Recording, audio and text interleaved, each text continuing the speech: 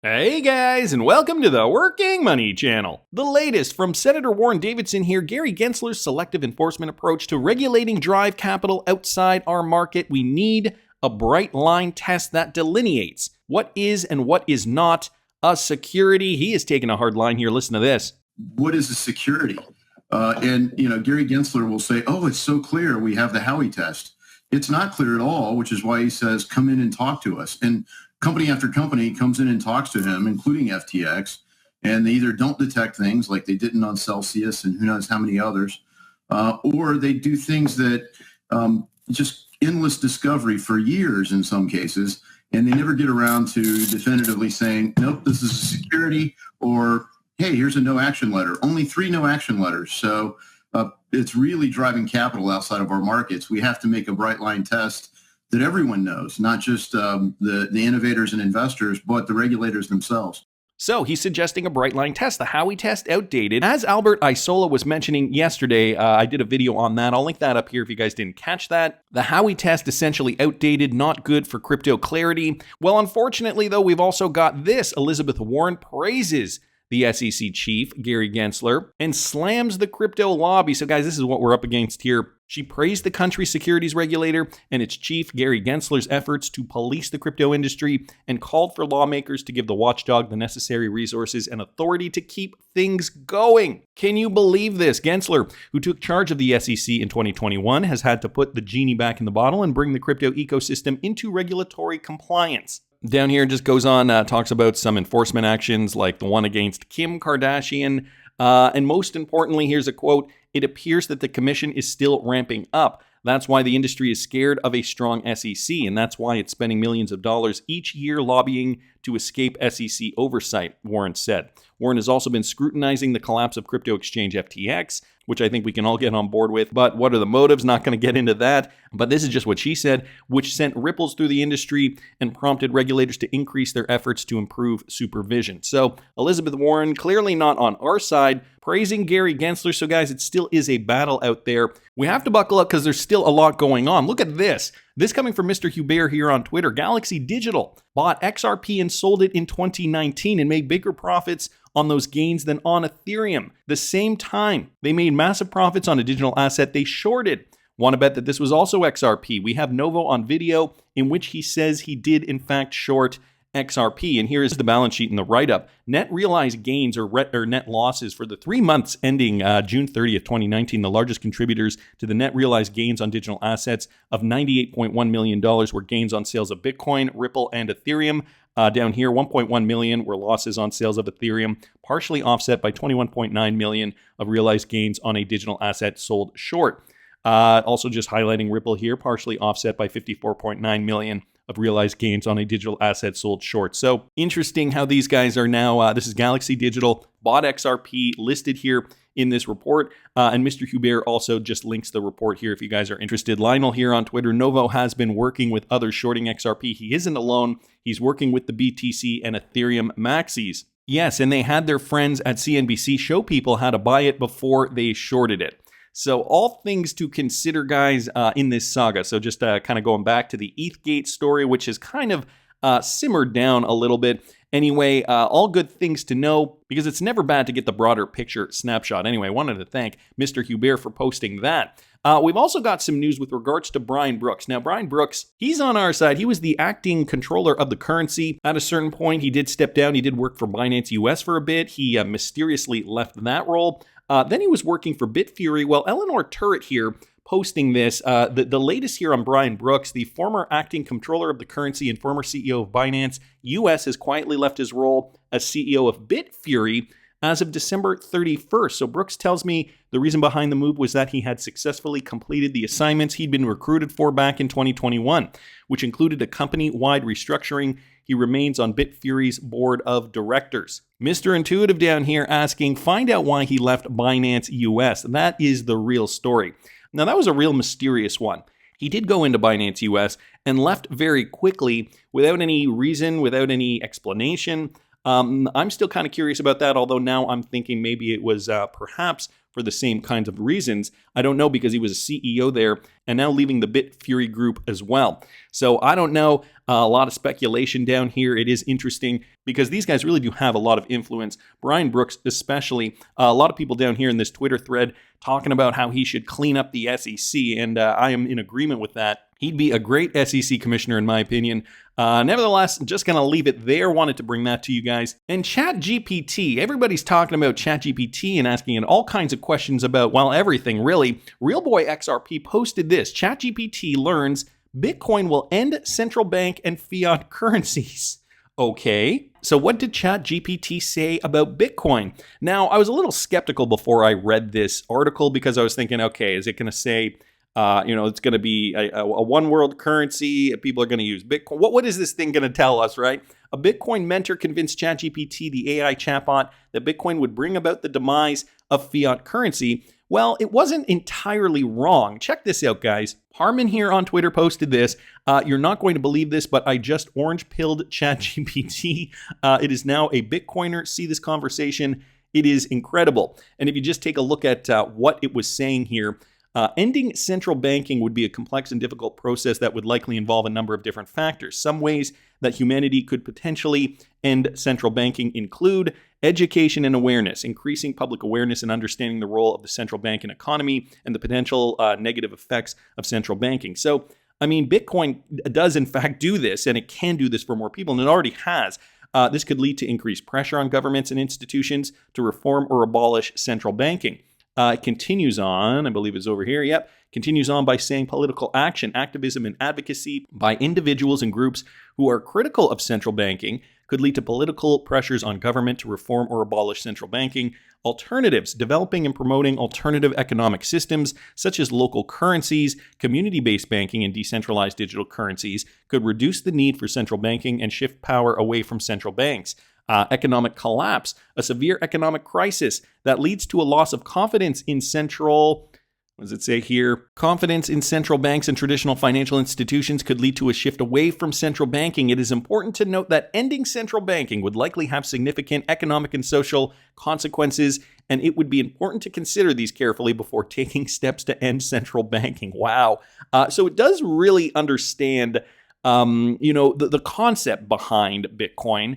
And what people, Bitcoiners have been saying online about the central banks, putting an end to the old system. I'm not going to get into the rest of this article, but it is kind of interesting. So I will link it in the description of the video for you guys, as I do with every article. Wanted to thank Real XRP Boy for posting that. Well, guys, it doesn't end there. I got to say, Digital Perspectives here on Twitter also thought he'd ask ChatGPT how XRP could be used as a stablecoin, and look at what it spat out. XRP, the digital asset associated with the Ripple network, has been proposed as a potential stablecoin due to its potential to facilitate fast and inexpensive cross-border transactions. A stablecoin is a type of cryptocurrency that is pegged to the value of a fiat currency or other assets such as gold to reduce price volatility. Now, I know it's talking about XRP as a stablecoin, and I know that sounds a little counterintuitive. But if you guys didn't catch the video I did about the World Bank actually classifying XRP and XLM as stablecoins, you probably think that, ChatGPT has lost its marbles. I'm going to link that video up here because the World Bank did actually state that in a report. So this intrigues me how ChatGPT is looking at this. One way that XRP could be used as a stablecoin is by pegging its value to a fiat currency, such as the US dollar. This could be done by creating a system where XRP is exchanged for the fiat currency at a 1-to-1 ratio, and then used as a digital representation of that currency for cross-border transactions. Another way is by using XRP as collateral to back a synthetic stablecoin which is pegged to the value of a fiat currency. This could be done by issuing a synthetic stablecoin that is backed by a certain amount of XRP, which would be held in escrow. The synthetic stablecoin would be designed to maintain a stable value relative to the fiat currency, while the value of the underlying XRP would fluctuate. It is important to note that this is not an official use case from Ripple, and these are just proposals. So some interesting insight here again from ChatGPT. When we mentioned XRP being pegged to gold a few years back, they called us crazy. This coming from BondCrypt here on Twitter. Dark Defender also saying AI knows. It sounds as though AI does have a good grasp on how these particular cryptocurrencies, namely XRP and Bitcoin, could have potential future use cases. And, it's just getting us to start thinking about these cryptocurrencies in different ways. Now, of course, ChatGPT is a computer software. It's AI, artificial intelligent technology. So this is not a human response. This is a collective from a bunch of information. It is sourcing this and giving us a synthesized idea of how these types of cryptocurrencies can be used. So very interesting there. Also just wanted to bring you guys this tweet thread very, very quickly. 5 things to understand about XRP in 5 tweets from the Wrath of Kahneman. And this is good, just as a refresher for some of you guys who may be new to the space.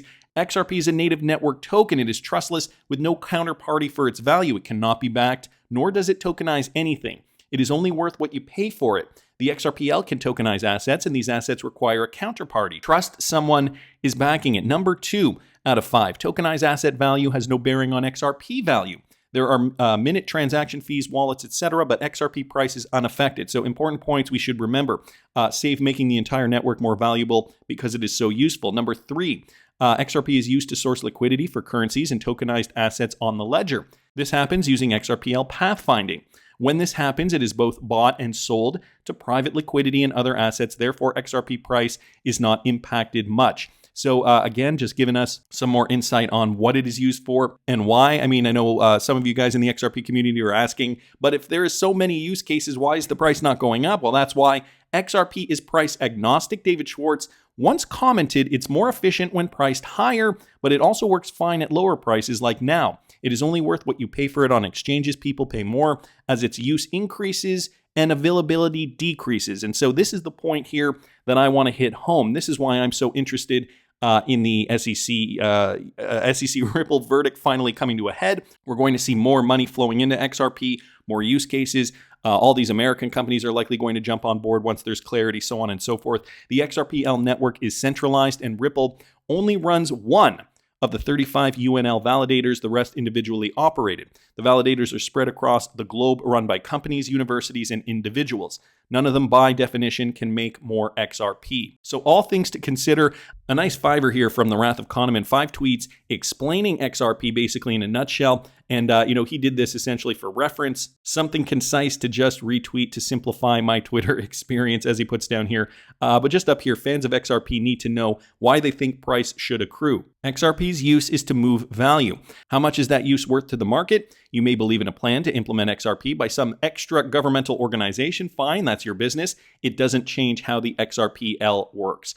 So great tweet thread here, and a great reference for people who may not understand XRP and don't understand what could come down the pipe when we do finally see that Ripple verdict. This one from Michael Branch here on Twitter, retweeting out this article here from cryptonews.net. John Deaton has zero doubt that Ripple will win the case if, in fact, it does go on from this court. So John Deaton did state that if the SEC's stand against Ripple would go as far as taking the case to the U.S. Supreme Court, he is certain that the court decision would be made in favor of the blockchain giant. I have zero doubt that the current makeup of the U.S. Supreme Court will rule in favor of Ripple if it does indeed go that far. But he is saying, it probably won't go that far. We will likely settle before that. And mirroring his comment is Mr. Snappy, as per Crypto Eddie here on Twitter, Robert Jackson, on what motivated him to vote for higher fines in SEC settlement cases. So this guy, if you don't remember, he is a former SEC commissioner. And listen to what he had to say in this interview. Can you talk a little bit about the sort of fines, how they are assessed, what type of settlement you might actually come to so that you can just resolve it and move on rather than getting into a public debate? That first of all, I hope whoever's listening to this, you're never even in this situation where you have a Wells notice and you're worried about the SEC and the staff and you feel they're being aggressive and your lawyer wants to write crazy things. I hope you never reach that stage. But if you do, 95+% of the time, the case will settle. And the reason it'll settle is, first of all, the SEC is not in the business of interfering with American entrepreneurship. So to the degree that you're at a growing, exciting company, the Securities and Exchange Commission doesn't want to stop you from creating jobs and growing the company. What they want to do is make sure you obey the law. And for that reason, the staff will often seek constructive settlement, and you'll almost certainly be able to strike one. It probably won't be a settlement that you or your lawyers love. That's what makes it a settlement, actually. It's a compromise between the position of the government and the position of the company. But often it's the case that the staff will proactively reach out to you or ask your lawyer, how can we work this out? And I'll tell you, there are a few things that will guide those conversations. The first, as Colleen points out, is there will be civil fines and penalties, as the case may be, depending on the particular provision of the securities law you violated, depending on whether the company has had issues with the SEC before.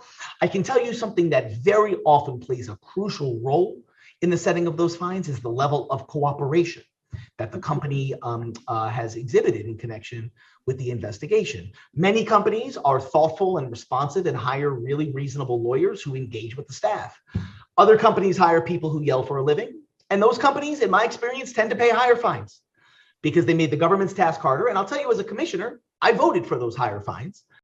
Mr. Snappy here giving us his opinion on SEC settlements. Well, the good news is Ripple seems to be checking off all these boxes. A respectful, transparent company coming in with a straight head on its shoulders. And what did he say? 95% of the time, we would see a fine for a company like Ripple. So, I mean, back several months ago, we were thinking, why the heck are they doing this? Just dragging it out. It sounds as though more and more that this is just a timing thing. In this morning's video, I talked a little bit about this tweet from GameHack. UDPN system, 2 years in development. The SEC versus Ripple case has also been 2 years. So, things that make you go, Sounds positive, though, from former SEC Commissioner Mr. Snappy, as I'm assuming coined by Crypto Eddie here, Robert Jackson. Doesn't it sound like Ripple will likely see a settlement with the SEC? That's just my opinion, but I want to hear what you guys think. Please subscribe to the channel if you haven't already. Like the video if you like the content I'm providing. I always love hearing your comments. See you in the next one, guys.